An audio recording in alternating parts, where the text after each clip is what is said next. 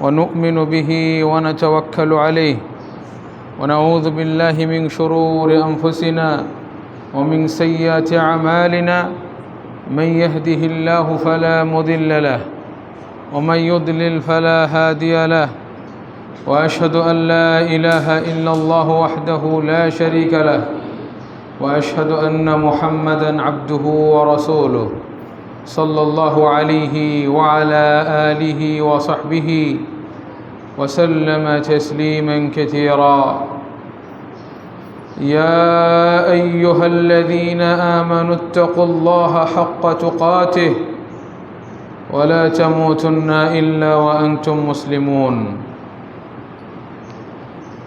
يا أيها الناس اتقوا ربكم الذي خلقكم من نفس واحدة وخلق منها زوجها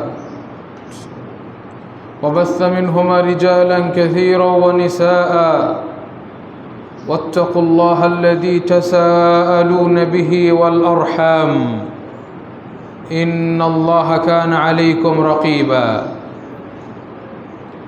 يا أيها الذين آمنوا اتقوا الله وقولوا قولا سديدا يصلح لكم أعمالكم ويغفر لكم ذنوبكم ومن يطع الله ورسوله فقد فاز فوزا عظيما أما بعد فإن خير الحديث كتاب الله وخير الهدي هدي محمد صلى الله عليه وسلم আলহামদুলিল্লাহ আল্লাহ সুবহানাহু ওয়া তাআলার জন্য যাবতীয় প্রশংসা যাবতীয় গুণগান যার অশেষ মেহেরবানিতে আমরা আজকের এই পবিত্র জুমা ওয়া তাআলা আমাদেরকে তৌফিক দিলেন অসংখ্য অগণিত মানুষের মধ্য থেকে বাছাই করে আমাদেরকে মসজিদে নিয়ে আসলেন আমরা সে আল্লাহর শুকরিয়া জ্ঞাপন করে আলহামদুলিল্লাহ এটা আল্লাহর পক্ষ থেকে অনেক বড় অনুগ্রহ আমরা তার ইবাদতের জন্য আমরা যদি এক বিঘাত এগোই আল্লাহ আমাদের দিকে এক হাত এগিয়ে আসেন আমরা যদি আল্লাহর দিকে হেঁটে হেঁটে আসি আল্লাহ আমাদের দিকে দৌড়িয়ে আসেন আমরা আল্লাহর আনুগত্য করতে চাইলে ইবাদত করতে চাইলে তিনি আমাদেরকে সহজ করে দেন আমাদেরকে সাহায্য করেন আজকে আমরা দেখছি এই জুমার দিনে কত মানুষ এখনও আমরা যদি বাজারে যাই দেখতে পাবো বহু মানুষ সুস্থ কিন্তু একজনও মসজিদে আসে নাই তারা দুনিয়া নিয়ে ব্যস্ত জুমার দিন এই জুমা ওয়াজিব 5 ওয়াক্ত সালাত যেমন ফরজ জুমাটাও ফরজ অথচ তাদের কোনো খেয়াল নেই তাদের কোনো খবর নেই কেউ আছে রিক্সা নিয়ে কেউ আছে ভ্যান নিয়ে কেউ আছে দোকান নিয়ে ব্যবসা নিয়ে বাণিজ্য নিয়ে কেউ গাড়ি নিয়ে চলছে এইভাবে জুমার যে একটা সময় এই সময় আশপাশের লোকজন তারা যে মসজিদে আসবে এই তৌফিক পায় নাই তারা চেষ্টা করে নাই এই জন্য তারা অপরাধী আর আল্লাহ আমাদেরকে তৌফিক দিলেন আমরা চেষ্টা করেছি আল্লাহ আমাদেরকে সাহায্য করে মসজিদে আসার সুযোগ দিলেন এজন্য আল্লাহ শুকরিয়া আলহামদুলিল্লাহ সালাত সালাম বারাকা নাজিল হোক বর্ষিত হোক আমাদের প্রিয় নবী সর্বশ্রেষ্ঠ নবী মুহাম্মদুর রাসূলুল্লাহ সাল্লাল্লাহু আলাইহি ওয়াসাল্লামের উপর বিশ্বনবী মুহাম্মদুর রাসূলুল্লাহ সাল্লাল্লাহু আলাইহি ওয়াসাল্লাম তিনি এমন একজন নবী যিনি দুনিয়াতে আসার আগেই তার পিতা দুনিয়া থেকে বিদায় নেন মারা গিয়েছিলেন আল্লাহু আকবার নবী যিনি বিশ্ব নবী ছিলেন সকল নবীর সেরা নবী উনি দুনিয়াতে আসার আগেই ওনার পিতা মারা গেছেন দাদার কাছে মানুষ হয়েছেন চাচার কাছে আল্লাহ তাকে পৃথিবীর শ্রেষ্ঠ মানুষ হিসেবে মর্যাদা দিয়েছেন, শ্রেষ্ঠ নবী, শ্রেষ্ঠ রাসূল। এমনকি আজানে বলা হয় আশহাদু আল্লা ইলাহা ইল্লাল্লাহ, আল্লাহর শাহাদাত সাথে ওয়া আশহাদু আন্না মুহাম্মাদুর রাসূলুল্লাহ। কত বড় মর্যাদা! ওয়া রাফা'না লাকা যিকরাক, নবীর কত মর্যাদা। আমরা যতই আল্লাহর ইবাদত করি, যদি আমাদের নবীর দেখানো পথ অনুযায়ী না করি, ওই ইবাদতটা কবুলই হবে না। তিনি অনেক সম্মানিত এবং মর্যাদাবান ছিলেন, কিন্তু তা সত্ত্বেও তিনি তো মাবুদ ছিলেন না। তার ইবাদত করা যাবে না, ইবাদত করতে হবে কার? আল্লাহ। বরং আমাদের নবী পৃথিবীর সেরা মানুষ, সেরা নবী, সেরা রসুল। পৃথিবীতে আজ পর্যন্ত তার মতো সম্মানী কেউ আসে নাই এবং কিয়ামত পর্যন্ত কেউ আসবেও না। তা সত্ত্বেও তিনি আমাদের আল্লাহর দাস ছিলেন। তাহলে আল্লাহ কত মর্যাদাবান! আল্লাহ মাবুদ, আমাদের নবী ছিলেন আবেদ। নবী মুহাম্মদুর রাসূলুল্লাহ সাল্লাল্লাহু আলাইহি ওয়াসাল্লাম, তার কাজ ছিল আল্লাহ যেটা তাকে বলতেন, ওহী নাজিল করতেন, সেইটা তিনি মানুষের কাছে প্রচার করতেন, মানুষের কাছে পৌঁছিয়ে দিতেন। এজন্য যে কোরআন আমরা পেয়েছি, এটা তিনি আল্লাহর পক্ষ থেকে পেয়ে পৌঁছিয়ে দিয়েছেন। এবং অসংখ্য অগণিত হাদিস, সেটাও আল্লাহর পক্ষ থেকে তিনি আমাদের মাঝে রেখে গেছেন। তা আমরা যদি রাসূলুল্লাহ সাল্লাল্লাহু আলাইহি ওয়াসাল্লামের রেখে যাওয়া আল কোরআন এবং সহিহ হাদিস অনুসরণ করি, আমাদের জীবনে, ব্যক্তিগত জীবনে, আমাদের পরিবার, ছেলে মেয়ে, আমাদের স্ত্রী, সন্তান, পিতামাতা সবাই যদি এটা মানি, আমরা আমাদের পাড়া প্রতিবেশী সমাজে যদি আল্লাহ রসুল সাল্লাল্লাহু আলাইহি সাল্লামের রেখে যাওয়া দিন আদর্শ মানি, এই যে দেশ আমাদের বাংলাদেশ, এই বাংলাদেশের যারা সরকার এবং বিভিন্ন মন্ত্রী, এমপি যারা আছে, যারা দেশে আইন বানায়, নেতারা, বিভিন্ন পুলিশ, এসপি, ডিসি, বিভিন্ন যারা আছে, তারা যদি সকল সেক্টরে, সকল ক্ষেত্রে আমাদের নবী মুহাম্মদুর রাসূলুল্লাহ সাল্লাল্লাহু আলাইহি ওয়াসাল্লামের রেখে যাওয়া কোরআন এবং সহিহ হাদিস এটা যদি ফলো করে, তাহলে আমরা পরকালে সুখী হওয়ার আগে দুনিয়াতে সুখী হতে পারব। আমাদের খাদ্যের কোনো অভাব থাকবে না, আমাদের কোনো কিছুর অভাব থাকবে না। এই যে হত্যা হয়, খুন হয়, এগুলো হবে না।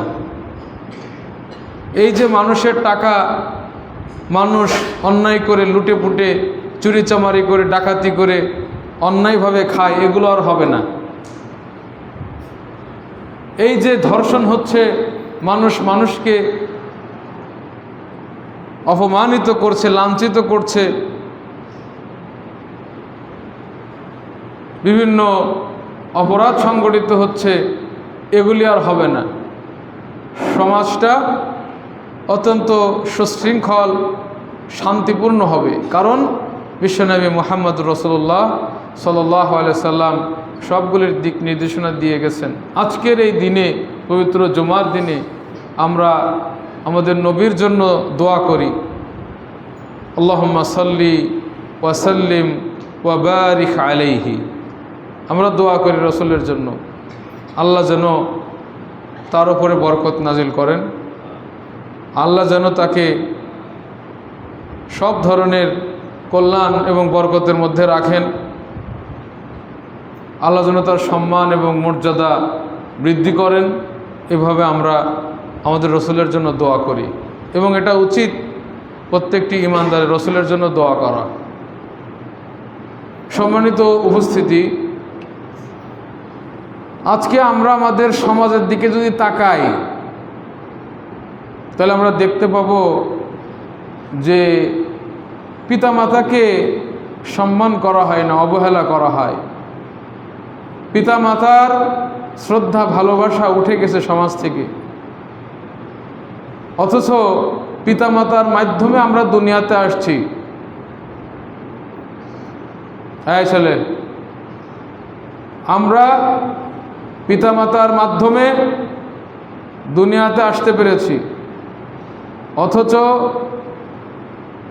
আজকে এই সমাজে পিতামাতা সবচেয়ে অবহেলিত। পিতাকে অসম্মান করা হয়, মাতাকে অসম্মান করা হয়, পিতামাতার খোঁজ নেওয়া হয় না।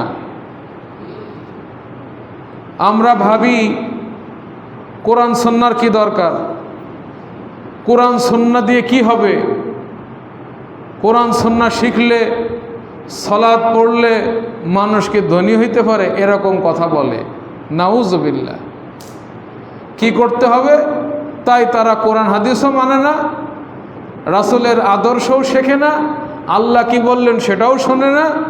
তারা এখন দুনিয়াতে বড় লোক হবে, ছেলেকে ইঞ্জিনিয়ার বানাবে, ছেলেকে ডাক্তার বানাবে, ছেলেকে সচিব বানাবে, ছেলেকে প্রধানমন্ত্রী, এমপি, রাজনীতিবিদ, মেম্বার, চেয়ারম্যান, যত দুনিয়ার পদ আছে ছেলেকে সেইটা বানাবে। এটার জন্য বাবা কি করে? অনেক বাবা আছে খুন করে, ডাকাতি করে, চুরি করে, কোনো কিছু বাদ নেই, লোকের সম্পদ অন্যায়ভাবে হরণ করে। এইভাবে করে সন্তানকে দুনিয়ার শিক্ষা দান করে, অঙ্ক শেখায়, ইংরেজি শেখায়, বাংলা শেখায়। এটা শেখানো নিষেধ না, শেখান, ভালো কথা, কিন্তু আল্লাহর কথা আর শেখায় না। রাসূলুল্লাহ সাল্লাল্লাহু আলাইহি ওয়াসাল্লামের কথা শেখায় না, সহি আকীদা শেখায় না, আদব আখলাক শেখায় না, হালাল হারাম শেখায় না। যার কারণে সন্তান ঠিকই বড় হয়, সন্তান এমপি মন্ত্রী হয়, সন্তান সচিব হয়, ইঞ্জিনিয়ার ডাক্তার হয়, কিন্তু আর পিতামাতাকে খোঁজ নেয় না, পিতামাতার ঠাঁই হয় না। যে পিতামাতা সন্তানের জন্য ঘুম নষ্ট করেছে, একজন মা কত কষ্ট করে বলেন তো? একটা বাচ্চা যখন পেটে আসে মায়ের কি কম কষ্ট হয়? ঠিক মতো খেতে পারে না, কারণ পেটের ভিতরে বাচ্চা খাবে কিভাবে? তার পেট তো এমনিই ভরা, অল্প অল্প খেতে পারে, ঠিক মতো খেতে পারে না, ঠিক মতো ঘুমাইতে পারে না। কত কষ্ট এই সন্তান পেটে নিয়ে, কত কষ্ট করে। বাচ্চা যখন হয় পিতামাতা কত কষ্ট করে সন্তানের জন্য, অথচ এই সন্তান বড় হয়ে সব কিছু হয়, কিন্তু পিতামাতাকে আর ঠাঁই দেয় না, পিতামাতাকে আর নিজের কাছে রাখে না, বৃদ্ধাশ্রমে পাঠিয়ে দেয়। এরকম একটা ঘটনা এবার ঈদের সময় ঘটেছে। একটা লোক, পিতা আগেই মারা গেছে, তার স্ত্রীটা ছিল, অভাব নেই টাকা পয়সার, এক ছেলে কানাডায় থাকে, পয়সা কড়ির অভাব নাই, আর এক ছেলে সচিব, সহকারী সচিব, যুগ্ম সচিব, বাংলাদেশের বড় বড় পদগুলির মধ্যে একটা, টাকা পয়সার অভাব নাই। আর একটা ছেলে ইউনিভার্সিটির শিক্ষক, প্রকৌশল বিশ্ববিদ্যালয়ে। এত শিক্ষা দিল, অথচ সেই মা মরে গেছে, তাও সন্তানরা জানে না। আর একটা মেয়ে ছিল, সে শিক্ষিকা, সন্তানরা কেউ জানে না মাঝে মারা গেছে। মানে কেমন খোঁজ নেয় চিন্তা করেন, মারা গেছে খোঁজ নেই, মরল, একদিন মরল, দুদিন মরল, খবর নাই। মরে যখন পচে গেল তখন ওই ঘর থেকে গন্ধ বেরোচ্ছে, ঘর থেকে গন্ধ বেরোচ্ছে। কিসের গন্ধ? পাড়া প্রতিবেশী সে উকি ঝুঁকি মারে, কি গন্ধ কিসে ভেতরে? পরে পুলিশের কাছে ফোন দিল, পুলিশ এসে দরজা ভেঙে ঢুকে দেখে যে এক মহিলা, বৃদ্ধা মহিলা মারা গেছে, পচে গায়ে পোকা হয়েছে। এত শিক্ষিত করলো সন্তানকে, মা কেমন আছে খোঁজ নেয় না, বেঁচে থাকলো না মূলত ঈদের সময়। এই হলো আমাদের বাংলাদেশের চিত্র। এই জন্য পিতামাতা এত চালাক, খুব চালাক, ছেলেকে মাদ্রাসায় পড়াবে না কেন? ওই মাদ্রাসায় পড়ে কি খাবে? নাউজুবিল্লাহ। মানে রিজিকের মালিক আল্লাহ না, তাদের দৃষ্টিতে রিজিকের মালিক মানুষ। নাউজুবিল্লাহ। অথচ পৃথিবীর মধ্যে যত প্রাণী আছে সমস্ত প্রাণীর রিজিকের দায়িত্ব কার কাছে? ওমা মিন দাব্বাতিন ফিল আরদি ইল্লা আলাল্লাহি রিজকুহা। প্রত্যেকের রিজিক আল্লাহ দিয়ে থাকেন। এত বড় বড় তিমি মাছ আছে, এত বড় বড় প্রাণী আছে, মানুষকে যদি দায়িত্ব দেওয়া হয় একদিনের খাওয়ানোর, মানুষ পারবে না খাওয়াইতে। এগুলি আল্লাহ খাওয়ান, সবাইকে আল্লাহ খাওয়ান। সন্তান কি খাবে এই ভয়ে মাদ্রাসায় পড়ায় না। মাদ্রাসায় পড়ান না, ঠিক আছে, সবাই মাদ্রাসায় পড়বে না, ঠিক আছে, কিন্তু আপনার ছেলেটাকে আপনি দিন শেখালেন না, প্রাথমিক দিন শেখালেন না? এটা তো দরকার ছিল। একজন ছেলেকে নামাজি বানাতে হবে না? নামাজ তো পড়তে হবে। এজন্য আল্লাহ সুবহানাহু ওয়া তাআলা দিক নির্দেশনা দিয়েছেন। আল্লাহ সুবহানাহু ওয়া তাআলা পবিত্র কোরআনে কি বললেন? বিশ্বনবী মুহাম্মদুর রাসূলুল্লাহ সাল্লাল্লাহু আলাইহি ওয়াসাল্লামকে ডেকে বললেন, ওয়া'মুর আহলাকা বিস-সালাতি, হে নবী, আপনি আপনার পরিবারকে সালাতের আদেশ দিন। আপনি আপনার পরিবারকে সালাতের আদেশ দিন। ওয়া'মুর আহলাকা বিস-সালাতি, আপনি আপনার পরিবারকে সালাতের আদেশ দিন। পরিবারের মধ্যে কে আছে? নিজের স্ত্রী, নিজের ছেলে, নিজের মেয়ে, এদেরকে আপনি সালাতের আদেশ দিন। প্রত্যেকটা পিতা মাতার উপরে ফরজ, সে তার ছেলে মেয়েকে সালাতের আদেশ দিবে, তার স্ত্রীকে সালাত পড়তে বলবে। ওয়া'মুর আহলাকা বিস-সালাতি ওয়াসতাবির আলাইহা, এবং তুমি নিজেও সালাতের উপরে অটল থাকো, তুমি নিজেও সালাতের উপর অটল থাকো। ওয়া'মুর আহলাকা বিস-সালাতি ওয়াসতাবির আলাইহা, বলছেন লা নাসআলুকা রিজকা, আমরা তো তোমার কাছে রিজিক চাই না। আল্লাহ বলছেন এই কথা, হে আমার বান্দা, আমরা তোমার কাছে রিজিক চাই না। তোমাকে বলতেছে সালাত পড়তে। নাহনু নারযুকুক, আমরা তোমাদেরকে রিজিক দেব, তোমাকে রিজিক দেব। আল্লাহু আকবার। এই আয়াত থেকে আলেম ওলামাগণ বুঝেছেন, যদি মানুষ 5 ওয়াক্ত সালাত পড়ে, নিজের স্ত্রীকে সালাত পড়তে বলে, নিজের ছেলেকে নিজের মেয়েকে সালাত পড়তে বলে, আল্লাহ রিজিকের ব্যবস্থা করে দিবেন। আল্লাহ রিজিকের অভাব দিবেন না, বিপদ আপদ দূর করবেন। এই আয়াত থেকে ওলামাগণ বলেছেন যে এই আয়াতে এই কথা বলা হয়েছে।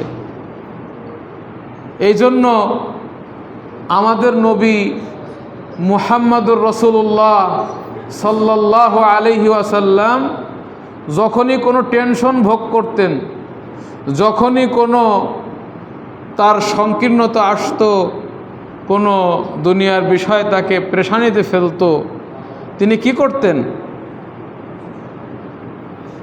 তিনি ফাজিআ ইলাস সালাহ, সব কিছু ফেলে ওযু করে তাড়াতাড়ি নামাজে চলে যেতেন, নামাজ পড়তেন। নামাজের মাধ্যমে আল্লাহর কাছে সাহায্য চাইতেন, আল্লাহ উদ্ধার করতেন। এই জন্য আমাদেরকে নিজেদেরকে সালাত পড়তে হবে। আজকে সমাজে যে অপরাধ, একটু একটু ছেলে মেয়ে মোবাইল ছাড়া কিছু বোঝে না, খালি মোবাইল, খালি মোবাইল, একটু সুযোগ পেলেই মোবাইল। মোবাইলে কি করবে? গেম খেলবে, কার্টুন দেখবে। এটা ওই ছেলে চোখ নষ্ট করে দেয় আস্তে আস্তে। মোবাইল দেখলে চোখটা আস্তে আস্তে তার পাওয়ার কমে। এই জন্য ঢাকা শহরে অধিকাংশ ছেলে মেয়ে বড় হইতেছে, চোখে চশমা লাগে এখন। ছোটবেলা থেকে মোবাইল দেখে দেখে চোখটা নষ্ট করে ফেলতেছে। এটা ভালো চোখ আল্লাহ দিয়েছেন, এই বই এই চোখ দিয়ে সে অনেক কিছু দেখবে, বড় হয়ে পড়বে, আগেতে চোখ নষ্ট করে ফেলতেছে। এবং বা বেশি সময় মোবাইল দেখলে একটা ছেলে তার ভেতরে জেদ আসে, রাগ আসে এবং সে একটা অন্যরকম আচরণ করে, স্বাভাবিক আচরণ তার থেকে আশা করা যায় না। আমরা যদি আমাদের ছোট বাচ্চাদেরকে নামাজের পাবন্দি করি, যখনই আজান হবে বাবা ওযু করে আসো, সালাত পড়ো,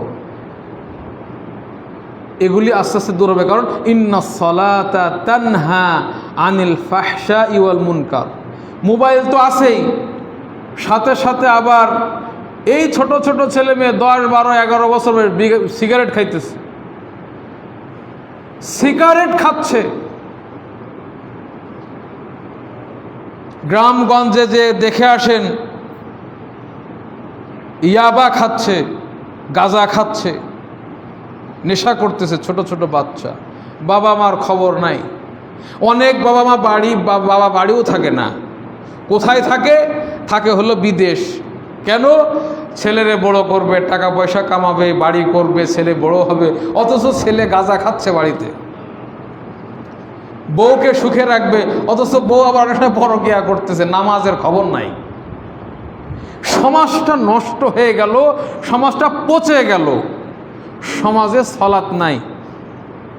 এই সমাজকে যদি উদ্ধার করতে চাই, এই সমাজকে, এই পরিবারকে, সমাজকে নামাজি বানাতে হবে। কারণ সালাত তানহা, বিরত রাখবে আনিল ফাহশা, পরকিয়া থেকে, অবৈধ সম্পর্ক থেকে, জেনা ব্যভিচার থেকে সমাজকে রক্ষা করবে। চুরি, ডাকাতি, রাহাজানি, খুন খারাপি, এগুলি থেকে সালাত মানুষদেরকে দূরে রাখবে। মানুষ এত খারাপ, নামাজ পড়তে আসলেন আপনার মনটাই নষ্ট করে দিবে। কিভাবে? জুমার দিনে আসছেন সালাত পড়তে, একজোড়া ভালো জুতা কিনছিলেন, জুতাটা পায়ে দিয়ে এসে রাখছেন, আর এক বদমাইশ এসে জুতাটা চুরি করে নিয়ে চলে গেছে জুমার দিনে। তারপর মনটাই নষ্ট, নামাজই পড়বো না, আর মনটাই নষ্ট হয়ে গেল। ওই যে মসজিদে গেলাম, দেখেন এত খারাপ, মসজিদে এসে চুরি করে। এই যে চোর, ও কিন্তু নামাজি না, ও টুপি পরে আসছিল চুরি করার জন্য, যে যাক আজকে যাই এটা কৌশলে জুতাটা চুরি করে নিয়ে আসি। ও নামাজ পড়ে না, কিন্তু মসজিদে টুপি পরে আসছে একজোড়া জুতা চুরি করার জন্য। যদি প্রকৃত নামাজি হতো এই কাজ করতে পারতো না। কারণ সালাত তানহা আনিল ফাহশাই ওয়াল মুনকার। এই জন্য আল্লাহ বলছেন ওয়া'মুর আহলাকা বিস-সালাতি ওয়াসতাবির আলাইহা। তুমি নিজে সালাত পড়ো, পরিবারকে সালাতের আদেশ দাও। তোমার কাছে রিজিক আমরা চাই না, আমরা তোমাকে, তোমার পরিবারকে রিজিক দিব, এত রিজিক দিব খেয়ে পারবে না। আল্লাহর যদি আমরা পথে থাকি, আল্লাহ এত রিজিক দিবেন আমরা খেয়ে পারবো না। এবং আল্লাহ বলে দিলেন ওয়াল আকিবাতু লিত্তাকওয়া, ভালো পরিণামটা, শেষ পরিণামটা যারা আল্লাহর আদেশ মেনে চলে, আল্লাহর নিষেধকে বর্জন করে চলে, তাদের জন্য। দুনিয়াতে আপনি দেখবেন অনেক সময় হিন্দু, মুশরিক, মুনাফিক, কাফের, মুরতাদ, বেঈমান, সাময়িক তাদের টাকা পয়সা আছে, মুহাম্মদুর রাসূলুল্লাহ সাল্লাল্লাহু আলাইহি ওয়াসাল্লাম তিনি এই আয়াতের প্রেক্ষাপটে তিনি বলেছেন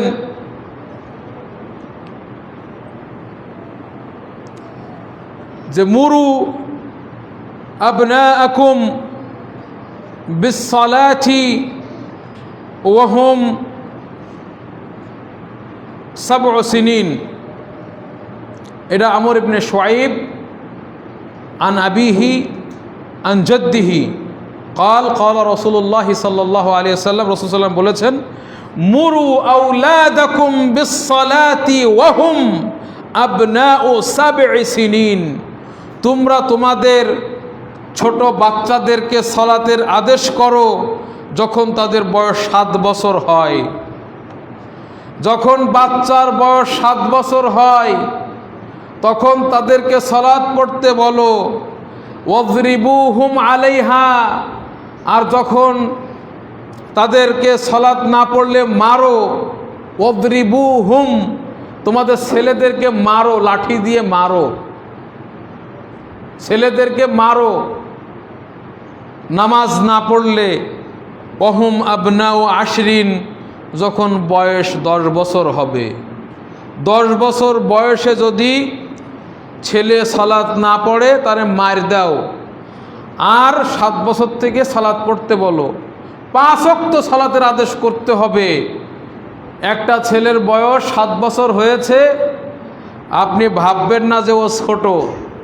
7 বছর বয়স হয়েছে, আপনি তাকে সালাত পড়তে বলবেন, ওযু শেখাবেন কিভাবে ওযু করতে হয়, নামাজ পড়তে বলবেন, তো নামাজ শেখাতেও তো হবে যে ওযুটা কিভাবে করতে হবে, এটা শেখাতে হবে না?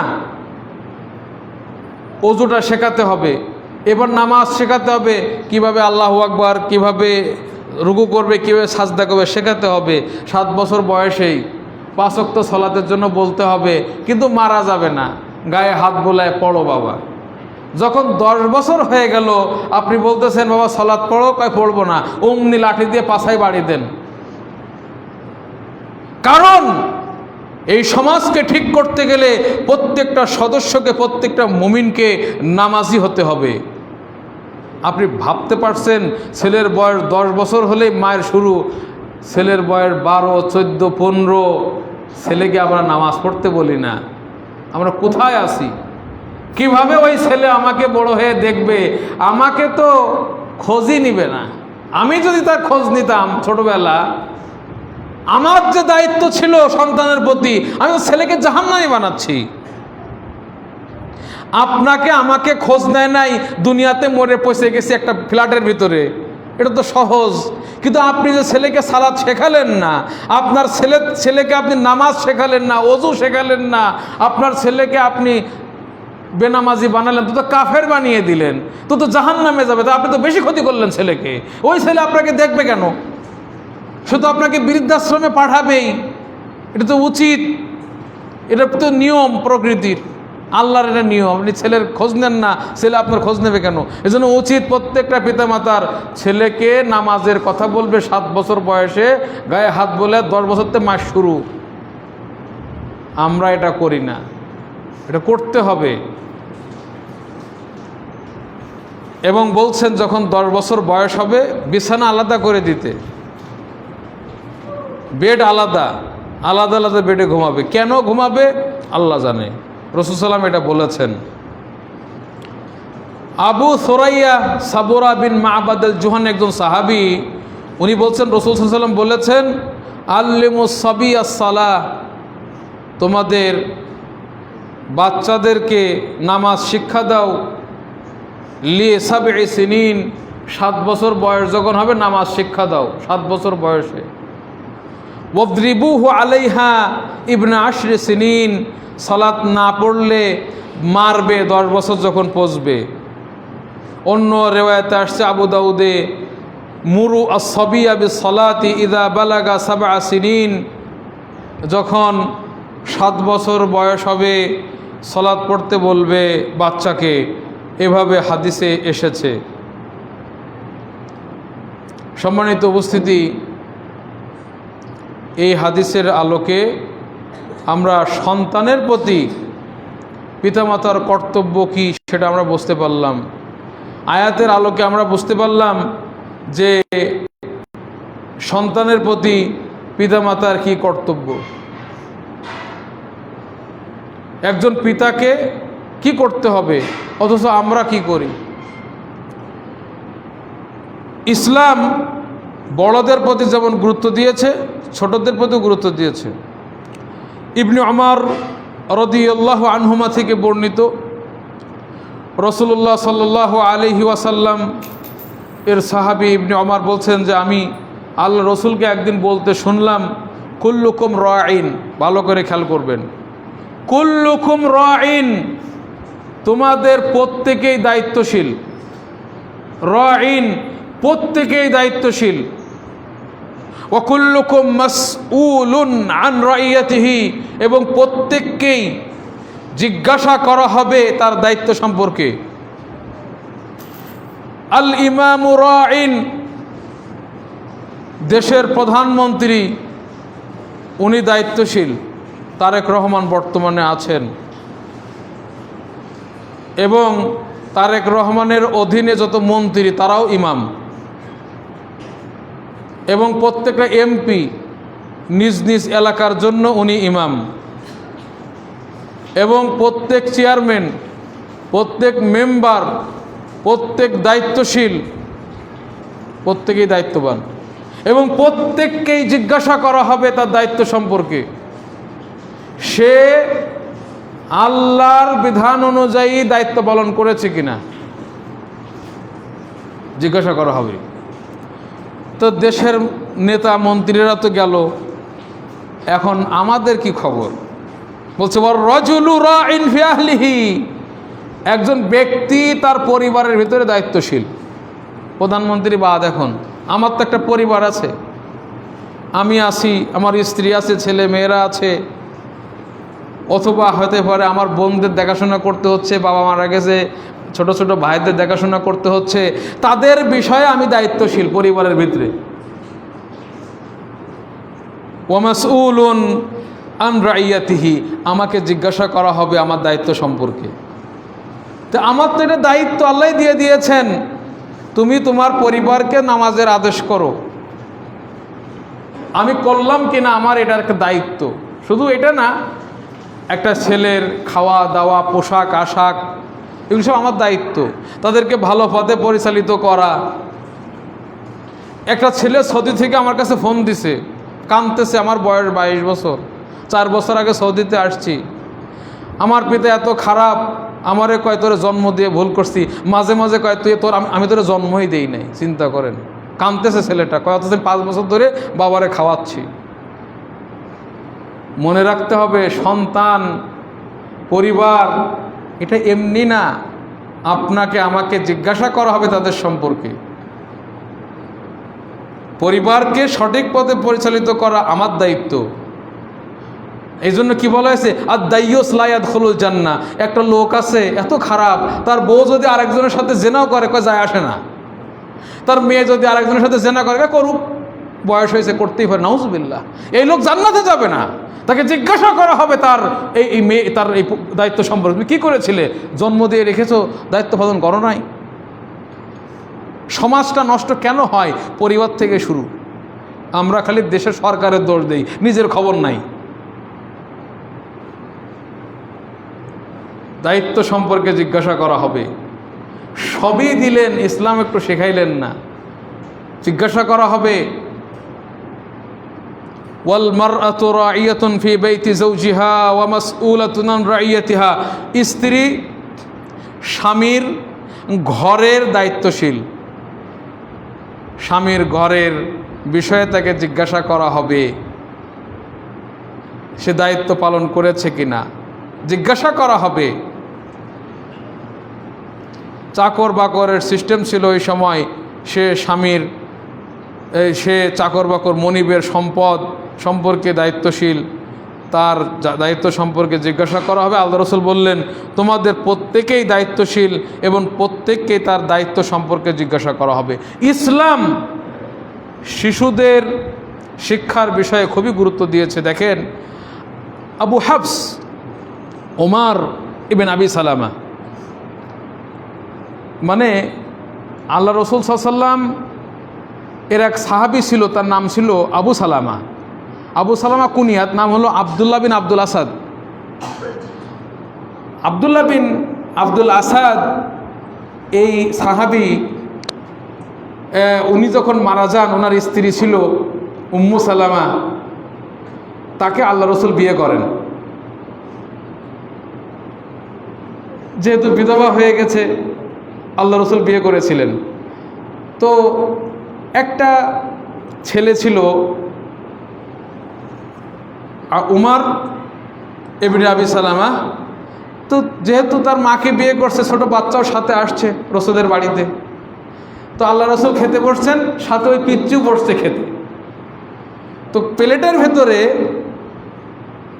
ওই উমার বিন আবি সালামা বলছে যে আমি আল্লাহ রসুলের সাথে খেতে বসেছি, আমি ছোট মানুষ বুঝি না, আমি পুরা প্লেটের চারপাশের থেকেই খাচ্ছি, হাত একবার ওখানে হাত দিচ্ছে, একবার এখান থেকে নিচ্ছে, একবার এখান থেকে, চতুর্দিকে হাত ঘোরাইতেছি, আমি ছোট মানুষ। আল্লাহর নবী সাল্লাল্লাহু আলাইহি সাল্লাম আমাকে বললেন, ইয়া গোলাম, হে ছোট ছেলে, হে ছোট্ট বাচ্চা, নাবালেগ ছেলেকে গোলাম বলা হয়, হে গোলাম, সাম্মিল্লাহি তাআলা, সাম্মিল্লাহ তাআলা, তুমি আল্লাহর নাম নিয়ে পরে খাও, বিসমিল্লাহ বলো। আমরা আমাদের ছেলেদের কখনো শেখাইছি? অনেক পিতা শেখায় না তার ছেলেকে যে বিসমিল্লাহ বলে খাও বাবা, মাও শেখায় না, অথচ বিসমিল্লাহ না বলে খেলে শয়তান আপনার সাথে খায়। আল্লাহ রসুল শেখালেন বাচ্চাকে, হে ছোট ছেলে, তুমি বিসমিল্লাহ বলে খাও। খাওয়ার শুরুতে কি বলতে হবে? অনেক বাচ্চা খাওয়া পেয়ে গাবাগাব খাইতে থাকে, অনেক সময় পেটের সমস্যা হয়, শরীরে বল হয় না, খায় ঠিকই, কেন? শয়তান তার সাথে খায়। এই জন্য আল্লাহ রসুল ছোট্ট বাচ্চাকে শেখালেন, এখনো বালেগ হয় নাই, যে বিসমিল্লাহ বলে খাও। ওয়া কুল মিন বিয়ামিনিক, ডান হাত দিয়ে খাও। অনেক সময় বাচ্চারা কি বাম হাত দিয়ে খায় না? বলে না, ডান হাত দিয়ে খাও। ও কুল মিম্মা ইয়ালিক, এবং তুমি তোমার পাশ থেকে খাও, তুমি যেখানে বসছো তোমার নিকট থেকে খাও, তুমি আমার সাইডে হাত চালায়ও না, ওই সাইডে হাত দিও না, ওই সাইডে, তোমার পাশ থেকে খাও। সুবহানাল্লাহ। কি বুঝলাম এখান থেকে? যে ইসলাম ছোট থেকেই শিক্ষা দীক্ষা দিয়েছে, গুরুত্ব দিয়েছে। আজকে আমাদের সমাজটা নষ্ট হয়ে গেল, এটা আমাদের দোষ। আজকে আমাদের ছেলে পকেটমার হয় কেন? আমাদের দোষ। আমাদের ছেলে মোবাইল টান দিয়ে দৌড়াচ্ছে, আমাদের দোষ। আমাদের ছেলে কানের দুল খুলে, গাড়িতে মহিলা বসে আছে, কানের দুল খুলে টান দিয়ে ছিঁড়ে নিয়ে চলে গেছে, এটা আমাদের দোষ। আমাদের ছেলেদেরকে শেখাতে পারিনি আমরা, অমানুষ বানিয়েছে আমরা। ওই ছেলে বড় হয়ে আপনারা দেখবেন নাকি, তো পিটাইবে ধরে। কিয়ামতের দিন বলবে, আল্লাহ ওর সামনে দাও, একটু জাহান নামে আমি একটু পাড়া দিয়ে নিই, আমি নিজেও তো জাহান নামে গেছি, ওর একটু পাড়া দিয়ে নিয়ে আসো। সমাজকে সংশোধন করতে হবে, ছোট থেকেই বাচ্চাদেরকে শেখাতে হবে। ওই ছেলেটা তখন বললেন, ছোট ছেলে, যে ওই আল্লাহ রসুল যে আমাকে শেখালেন, তারপর থেকে আমি কখনো আর উল্টা করি নাই, এভাবে আমি খাবার খাইতাম, বিসমিল্লাহ বলতাম, ডান হাত দিয়ে খাইতাম এবং কাছ থেকে খাইতাম। শিক্ষা পাইল কি না? আপনি আপনার বাচ্চাকে শেখান, অভ্যাস হয়ে যাবে, শেখাবেন না, বড় হয়েও মনে থাকবে না। ইসলাম কতটুকু গুরুত্ব দিয়েছে বাচ্চার শেখানোর বিষয়ে। আবু হুরায়রা রাদিয়াল্লাহু তাআলা আনহু বলছেন, খুব খেয়াল করবে, এই হাদিসটা খুবই গুরুত্বপূর্ণ হাদিস, বোঝার মতো একটা হাদিস। আবু হুরায়রা রাদিয়াল্লাহু আনহু বলছেন, আখাযাল হাসান ইবনে আলী, আল্লাহ রসুলের নাতি ছেলে, আল্লাহ রসুলের নাতি ছেলে হাসান, ছোট্ট বাচ্চা, একবারে ছোট, একটা খেজুর নিল, সৎকার খেজুর, সৎকাটা দান সাদাকার খেজুর, যেটা বা যে কোনো দান সাদাকা আমাদের নবীর জন্য জায়েজ ছিল না, নবীর মেয়ে, নবীর নাতি পোতা এগুলোর জন্য জায়েজ ছিল না সৎকা, কিন্তু হাদিয়া তাদের জন্য জায়েজ ছিল। তো সৎকার খেজুর রাখা আছে, দিয়ে গেছে লোকেরা, আল্লাহ নবী সাহাবীদেরকে বন্টন করে দিবেন, এখনো বন্টন করে না। ছোট্ট ছেলে বোঝে নাই, এসে একটা খেজুর নিয়ে গালে পড়ছে, অথচ ও ছোট, জায়েজ নেই খাওয়া, ছোট বড় কারোর জন্য জায়েজ নেই। ছোট্ট ছেলে, আমরা বলতে পারি ছোট ছেলে নিয়েছে কি হয়েছে, আর না যায় মানে কি আমরা বলি না, ছোট পিচ্ছি গালে দিয়ে এরকম করে বলি না, ফেলো ফেলো ফেলো ফেলো, ফেলে দাও ফেলে দাও ফেলে দাও। ইন্না লা নাকুলু, আমা আলিমতা, তুমি জানো না, ছোট পিচ্চিকে শেখাচ্ছে, আমা আলিমতা আন্না লা নাকুলু সাদাকা, আমরা সাদকা খাই না, আমাদের জন্য জায়েজ নেই। আল্লাহু আকবার। তাহলে ছোট থেকেই একটা পিচ্চির প্রতি শিক্ষা দেখেন। আর আমরা আমাদের বাচ্চাদেরকে কি শেখাই? ছোট থেকেই আমাদের সন্তানদেরকে হারাম খাওয়ানো শিখছি। আমি একটা অফিসে চাকরি করি, আমি বড় পদে আছি, আমি বেতন পাই, আবার ঘুষের টাকা নিয়ে ওই টাকার যেটা মূল টাকার বেতন ওইটা দিয়ে জমি কিনি, আর ঘুষের টাকা নিয়ে মাছ কিনে বাড়ি এসে ছেলেকে খাওয়াচ্ছি, তো ওই ছেলে মানুষ হবে? আল্লাহ রসুল কি শেখালেন? একটা সদকা যেটা খাওয়ার নিষেধ, ছোট পিচ্চি নাতি ছেলের গাল থেকে বের করে ফেলে দিলেন, আর আমরা আমাদের বাচ্চাদের হারাম খাওয়াচ্ছি, আর আমরা চাইতেছি ওই ছেলে বড় হয়ে আমার খোঁজ নিবে, ওই ছেলে আমাদেরকে বৃদ্ধাশ্রমে পাঠাবে, খোঁজ নিবে না। এজন্য নিজে হালালটা খেতে হবে, হালালটা খাওয়াতে হবে, এবং আল্লাহ বারাকা দিবেন। এজন্য আল্লাহ সুবহানাহু ওয়া তাআলা ডেকে বলছেন, কু আনফুসাকুম, তোমরা নিজেদেরকে বাঁচাও, ওয়া আহলিকুম, তোমাদের পরিবার পরিজনকে বাঁচাও, নারা, জাহান্নামের আগুন থেকে। নিজে বাঁচতে হবে, পরিবার পরিজনকে বাঁচাতে হবে। সম্মানিত উপস্থিতি, আসুন আপনার ছেলেকে অনেক বড় করেন, কিন্তু অন্তত কোরআন হাদিস প্রাথমিক শিক্ষাগুলি তো শেখাবেন। আল্লাহ সুবহানাহু ওয়া তাআলা তৌফিক দান করুন। দোয়া করি সমনিয়া আরবিক মাদ্রাসাতে যারা লেখাপড়া করছে প্রত্যেকটি বাচ্চাকে আল্লাহ যেন একজন সুনাগরিক এবং আলেম এবং ভালো মানুষ হিসেবে কবুল করেন, তাদেরকে আল্লাহ দুনিয়া এবং আখিরাতে সমৃদ্ধি দান করেন। আল্লাহ সুবহানাহু ওয়া তাআলা মানুষের মতো মানুষ সুসন্তান হওয়ার তৌফিক দান করেন। আকুলু কওলি হাযা ওয়া আস্তাগফিরুল্লাহ লি ওয়া লাকুম ওয়া লিসাইরিল মুসলিমিন।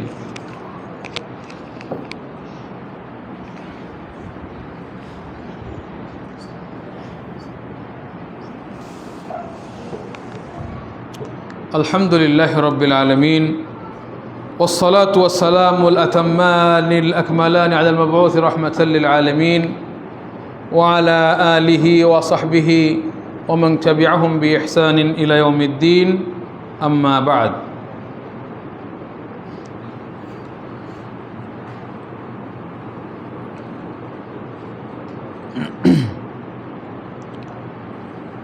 নবী সাল্লাল্লাহু আলাইহি ওয়াসাল্লাম বলেছেন, আব্দুল্লাহ ইবনে আব্বাস রাদিয়াল্লাহু আনহুকে লক্ষ্য রেখে একদিন শিক্ষা দিচ্ছে ছোটো বাচ্চা, ইয়া গুলাম, ইসলাম ছোট বাচ্চাদেরকে কি শেখায়? ইয়া গুলাম, হে ছোট ছেলে, ইন্নী উআল্লিমুকা কালিমাতিন, হে ছোট্ট ছেলে, আমি তোমাকে কয়েকটি কথা শেখাবো, তুমি এটা শিখে নাও আমার কাছ থেকে। এবং আমাদের প্রত্যেকটি বাবার উচিত ছেলেদেরকে এটা শেখানো। ইহফাজিল্লাহ, তুমি আল্লাহকে হেফাজত করো। আল্লাহকে হেফাজত করো মানে কি? তার মানে তুমি আল্লাহর সীমারেখা মেনে চলো, আল্লাহর অধিকার হেফাজত করো, আল্লাহর আদেশ নিষেধগুলি হেফাজত করো, আল্লাহর ভয় করো আল্লাহর আদেশ নিষেধের ক্ষেত্রে, অর্থাৎ আল্লাহ যেগুলো করতে বলেছেন ওইগুলো করো, নিষেধ করেছেন ওগুলো বাদ দাও, পাপ কাজ করো না। এটা ইহফাজিল্লাহ, আল্লাহকে তুমি হেফাজত করো। নিজের আল্লাহকে হেফাজত করো মানে সালাত পড়ো, ওযু করা শেখো, তারপরে তুমি গান শোনো না, খারাপ জিনিস দেখো না, গালাগালি করো না, তুমি খারাপ চিন্তা করো না। ছোট ছেলেকে আল্লাহকে ইবাদত করো মানে এইগুলো করো। তাহলে কি হবে? এর পরিণাম হবে ইহফাজিল্লাহ, ইহফাজ, আল্লাহ তোমাকে হেফাজত করবেন। তার মানে আল্লাহ তোমাকে রক্ষা করবেন, তোমাকে দুনিয়া এবং আখিরাতে বিপদ আপদ থেকে আল্লাহ বাঁচাবেন, এইভাবে আল্লাহ রক্ষা করবেন। ইহফাজিল্লাহ ইহফাজ। এরপরে কি বললেন? ইহফাজিল্লাহ তাজিদহু তুজাহাক, তুমি আল্লাহর পথে থাকো, আল্লাহকে তোমার সামনে পাবে। কোনো বিপদ আসছে আল্লাহকে সামনে পাবে, কোনো সমস্যা হয়েছে আল্লাহকে সামনে পাবে। এটা ছোট বাচ্চাকে শেখাচ্ছেন, খেয়াল করেন। কোনো প্রয়োজন আছে, অভাব আছে, আল্লাহকে সামনে পাবে। যদি ছেলেদেরকে শেখাতে পারি যে তুমি আল্লাহর পথে থাকো, আল্লাহকে তোমার সামনে পাবে, তোমার প্রয়োজন আল্লাহ পূরণ করবেন। এরপরে কি বললেন? ওয়া ইযা সাআলতা ফাসআলিল্লাহ। ছোট্টবেলা শিক্ষা দিচ্ছেন আপনি আপনার ছেলেকে, বাবা যখন তুমি চাবে তখন আল্লাহর কাছে চাবে, এটা শেখাতে হবে। আর আমরা কি শেখাই? কেউ ফেরে না খালি হাতে, বাবারে তোর দরবার হতে। নিজেও যায়, নিজের ছেলেকেও নিয়ে যায় কোথায়? খাজা বাবার দরবারে গিয়ে বাবার কাছে চাই। নাউজুবিল্লাহ। কার কাছে চাইতে হবে? আল্লাহর কাছে। আল্লাহ নবী সাল্লাল্লাহু আলাইহি ওয়াসাল্লাম শেখাচ্ছেন ইবনে আব্বাসকে, হে ইবনে আব্বাস, ছোট্ট ছেলে পিচ্চি, যখন তুমি কিছু চাবে তখন আল্লাহর কাছে চাবে, কারণ আল্লাহ ছাড়া কেউ দিতে পারবে না। রিজিক হোক, অসুস্থতা থেকে মুক্তি হোক, বিভিন্ন কিছু আল্লাহই দিতে পারবেন। যা চাইবে আল্লাহর কাছে চাইবে। ওয়া ইযা ইসতাআনতা ফাস্তাইন বিল্লাহ। যখন তুমি সাহায্য চাবে আল্লাহর কাছে সাহায্য চাবে। এই জন্য আল্লাহ নবী শিখিয়েছেন যে একটা জুতার ফিতাও যদি দরকার হয় আল্লাহর কাছে চাইতে হবে। ছোট একটা পিচ্চি একজোড়া জুতা দরকার, এই জুতা বাবার কাছে চাওয়া যাবে কারণ বাবা কিনে দেয়, কিন্তু তার আগে আল্লাহর কাছে চাইতে হবে, আল্লাহ আমার জুতার ব্যবস্থা করে দাও, তারপরে গিয়ে বাবার কাছে চাবে। আবার কিছু জিনিস আছে মানুষের কাছে চাওয়া যাবে না, যেমন আল্লাহ পরীক্ষা দিতে যাচ্ছি, পরীক্ষার জন্য পাশ করি, তুমি তৌফিক দিও, এটা কার কাছে বলতে হবে? আল্লাহকে। এখন যদি কেউ বলে যে না চলো মাজারে যাই, কেন? বাবার কাছে চেয়ে আসি, বাবা পরীক্ষা দিতে যাচ্ছি, যেন পরীক্ষায় পাশ করি, তুমি আমার বাঁচাইও, এটা বাবারে বলা যাবে? এটা বললে ডাইরেক্ট জাহান্নাম। কোনো পীরের কাছে চাওয়া যাবে না। মরা পীর মাজারে গিয়ে চাইবে না।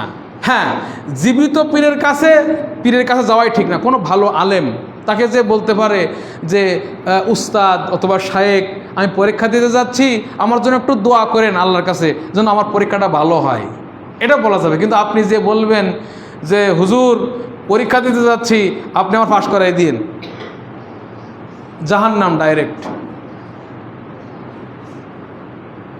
তাহলে যখন কোনো সাহায্যের দরকার তুমি আল্লাহর কাছে চাইবে, এটা আমাদের বাচ্চাদের ছোটবেলা থেকে শেখাতে হবে। এটা রসুলের হাদিস, আল্লাহ রসুল শেখাচ্ছেন। এবং আরও একটা জিনিস শিখিয়ে দিলেন, এবং এটা প্রত্যেকের দরকার, ছোট বাচ্চাকে আমরা শেখাচ্ছি, এটা আল্লাহ রসুল শিখিয়েছেন। কি? ওয়ালাম, হে ইবনে আব্বাস তুমি জেনে রাখো, আন্নাল উম্মাতা, যদি পৃথিবীর সমস্ত মানুষ ইজতামাআত একত্রিত হয়, আলা আইয়ানফাউকা বিশাইইন, তোমার কিছু উপকার করতে, কোন একটা বিষয় তোমার উপকার করতে চাই, সবাই একত্রিত হয়েছে, লাম ইয়ানফাউক, তারা তোমার উপকার করতে পারবে না, ইল্লা বিশাইইন কাতাবাহুল্লাহু লাক, আল্লাহ যদি লিখে না রাখেন ওই উপকারটা।